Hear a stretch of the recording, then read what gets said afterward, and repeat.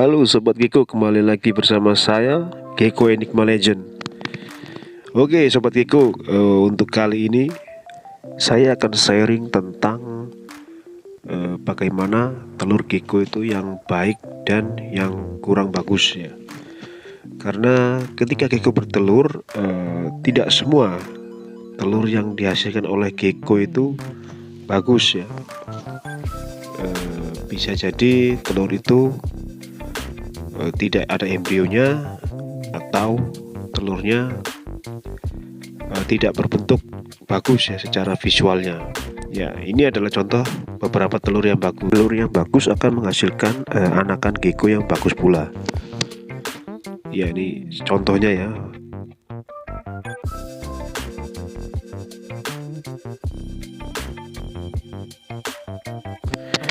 Oke, lalu bagaimana sih ciri-ciri telur gecko yang bagus? Ya, telur gecko yang bagus akan dihasilkan dari indukan yang bagus juga ya. Jadi untuk indukan yang badannya proporsional atau umurnya sudah siap, itu akan menghasilkan telur yang bagus. Untuk telur gecko yang bagus itu bisa dilihat dari dua macam, yaitu dilihat dari fisik telurnya dan dicek embrionya, ada atau tidaknya embrio di dalam telur tersebut. Iya, ini adalah contoh telur yang kurang bagus ya. Bentuknya lonjong seperti jelly. Oh no. Ya, ini kalau diinkup pun tidak akan jadi ya, karena dari fisik visual telur ini pasti tidak ada embrionya. Dan bila diinkup pun lama-kelamaan dia akan menjamur ya, dan akan menjadi busuk. Oke, kita lihat tuh gecko yang sedang bertelur. Ya, telurnya berada di tempat media sphagnum ya. Di sini saya menggunakan sphagnum moss untuk tempat bertelur dari gecko tersebut. Ya, telur yang bagus itu tidak penyok ya, tidak penyok, dan secara visual dia berwarna putih ya, seperti kapur. Dan bila dipegang itu tidak lembek ya. Ya, ini contoh telur yang bagus. Jadi dia berbentuk lonjong, keras, dan tidak lembek. Ini saya sedang mencari lagi apakah ada telur yang lainnya di media sphagnum moss.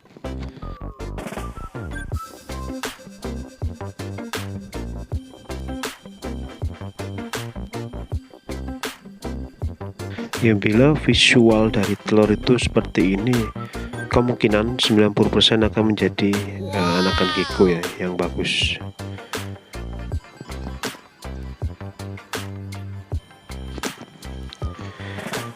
Ya, untuk mengecek embrio yang ada di dalam telur, kita bisa menggunakan dua cara, yaitu pertama menggunakan flash HP yang kalian punya ya. Yang kedua, kita bisa menggunakan senter ya. Tapi untuk lebih praktis dan singkatnya, kita bisa menggunakan flash yang ada di HP ya. Untuk HP sekarang pasti ada flash ya. Ya, ini contoh embrio ya. Tapi di sini embrionya terlihat samar-samar. Ya, setelah kita cek embrionya menggunakan flash HP, kemudian kita menandai telur tersebut. Jadi posisi embrionya di mana kita tandai ya menggunakan spidol atau bolpen. Ya, ini adalah contoh ya, telur yang bagus ya. Dia berwarna putih seperti kapur. Jadi fisiknya pun sudah terlihat ya, ini telur yang bagus. Dan bila dicek embrionya, seharusnya dengan fisiknya seperti ini pasti ada embrionya. Ya, mari kita cek ya. Ya, ternyata setelah diputar-putar ya, kita cek menggunakan flash HP, embrionya tidak muncul atau tidak terlihat sama sekali ya. Di sini ya tidak kelihatan ya. Sudah diputar-putar, bolak-balik diputar-putar, tidak kelihatan embrionya. Terus bagaimana untuk menyiasati telur tersebut? Ya, menyiasatinya kita inkup saja ya.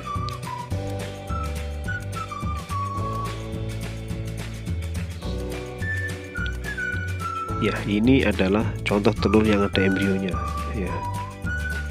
Tuh, terlihat warna merah bundar ya, ada lingkaran merah di tengahnya. Itu adalah embrio yang cikal bakal menjadi gecko. Ya, ini telurnya bagus ya, fisiknya bagus, dan dicek ada embrionya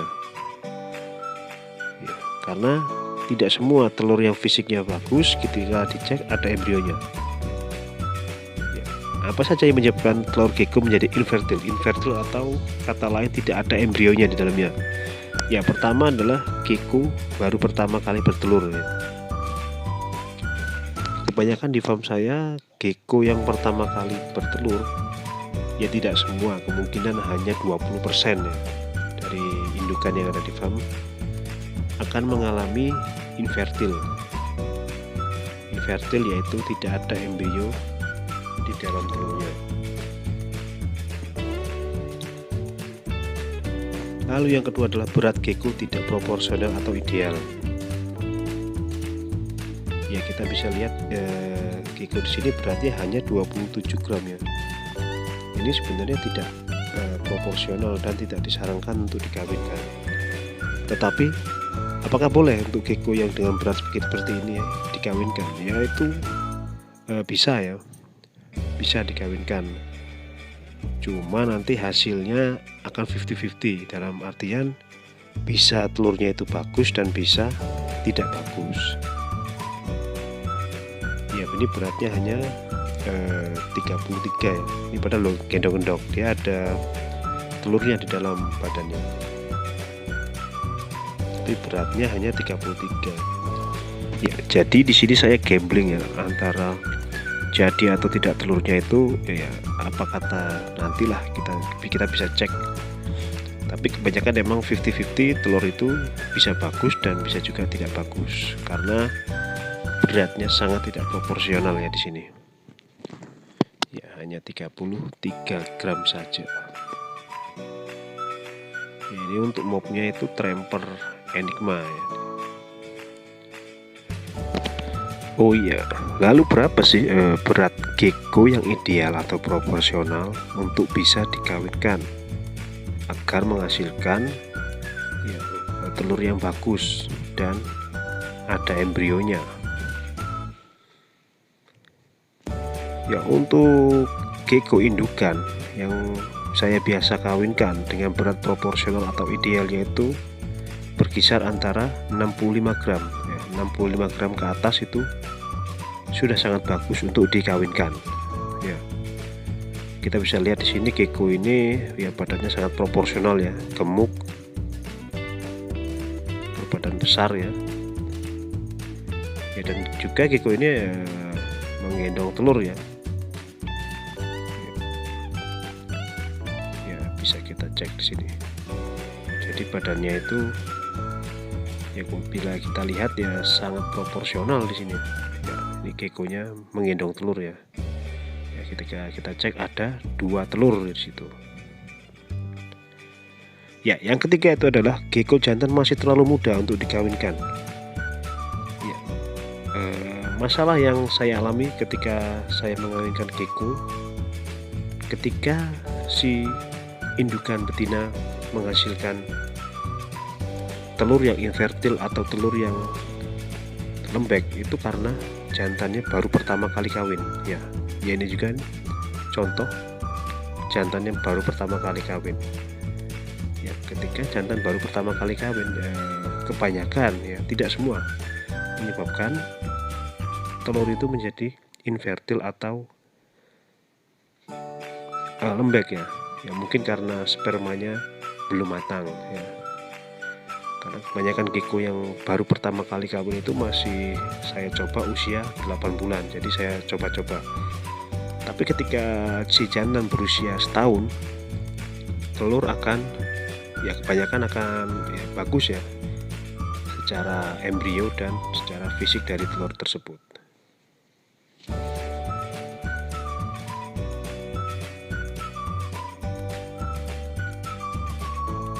Ya, ini contoh gecko yang sedang kawin ya. Ini masih muda kawan-kawan, ini umurnya 7 bulan. Ya, ini contoh telur yang bagus ya. Dan ini ada beberapa telur yang mengalami ada jamurnya ya. Ketika telur itu berjamur ya, kita bisa menghilangkannya menggunakan tisu kering.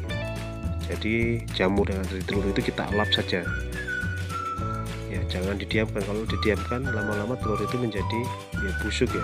Jadi jamur menutupi semua permukaan telur, dan lama-lama embrio yang di dalam telur bisa hilang ketika jamur itu tidak kita hilangkan. Jadi harus kita hilangkan ya menggunakan tisu kering.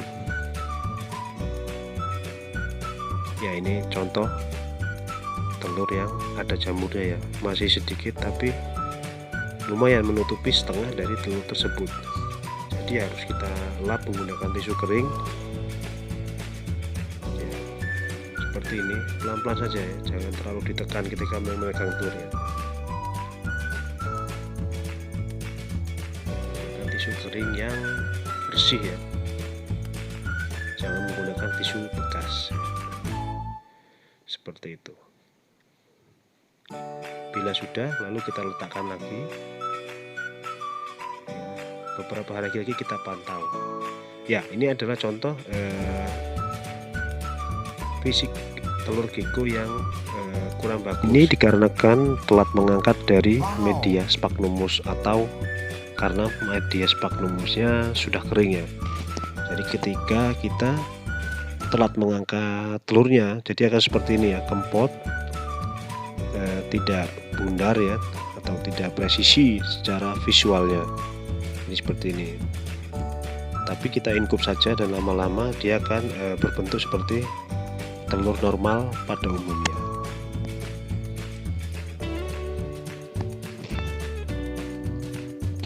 Ya, ini adalah contoh telur yang busuk ya, atau sudah berjamur dan tidak akan menjadi gecko